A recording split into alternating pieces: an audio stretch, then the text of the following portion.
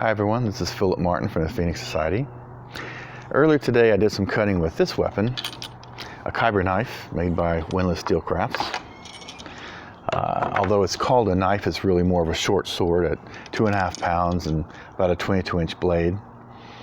It's called a Khyber knife because it was often encountered in the Khyber Pass in Afghanistan. And it has a very interesting blade design. It has this very thick T-shaped spine and then a thin cutting edge.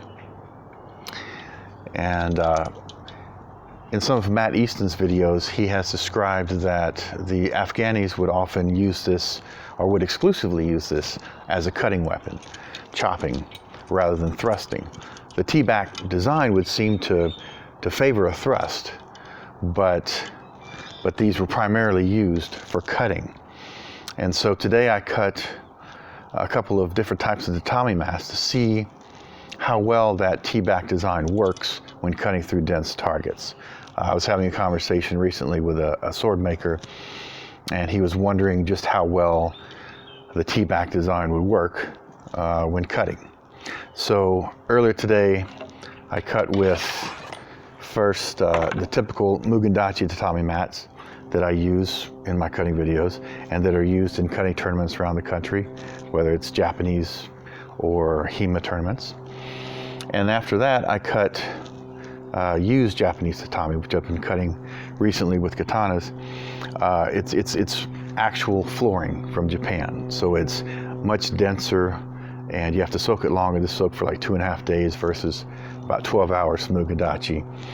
And it's roughly 3 times as difficult to cut as Mugen Dachi. So it's a good test, a very dense target.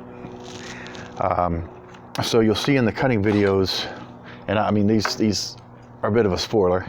The cutting went well. You'll see in the video how the T-back does not hinder the cutting. So we'll take a look at that cutting now, and I slowed down some of the video and stopped it in some points just to see how smoothly the blade is passing through the tatami after the initial cut with the thin, sharp front edge.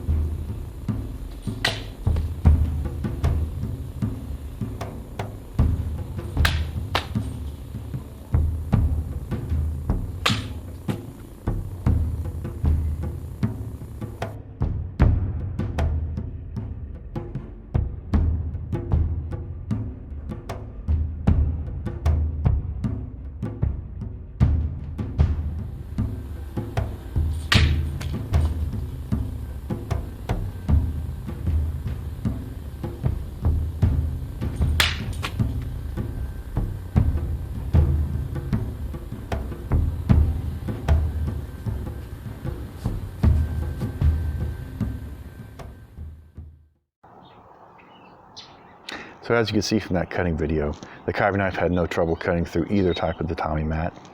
If we look at a slow motion video cutting the Mugen Dachi, it cuts through very smoothly, not encountering any resistance from the T-back design.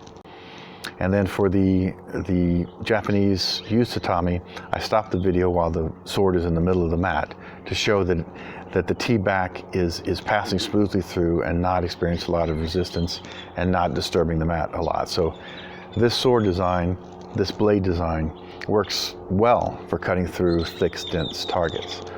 So the Afghanis were using it well when they used it for cutting. It can also be used for thrusting, obviously, I think. But it's a very good cutting design. If you'd like to learn more about these types of weapons, I'll put links in the description below for a few videos by Matt Easton where he goes into a lot of detail about the history and the use of these weapons. Before I wrap up this video, I'd like to take a moment to thank a number of people, mainly the subscribers to this channel. This past week here in the U.S. was Thanksgiving, and about a month before that, this channel reached 1,000 subscribers. So thank you to everyone who subscribed. Thank you to the original people who subscribed six and a half years ago when this channel started. And, you know, welcome to the newer people who've subscribed more recently. I'd like to thank a couple of sword designers who have sent me swords to review over the years. Gus Trim, for about 3.5 years, has been sending me A-trims to review, and I've really enjoyed that and appreciate it. And then more recently, LK Chen has sent me several traditional Chinese swords to review, which I've enjoyed, and I'm very thankful for that opportunity as well. And I'd like to thank a couple of fellow YouTubers who have helped me either by collaborations or by mentioning my channel.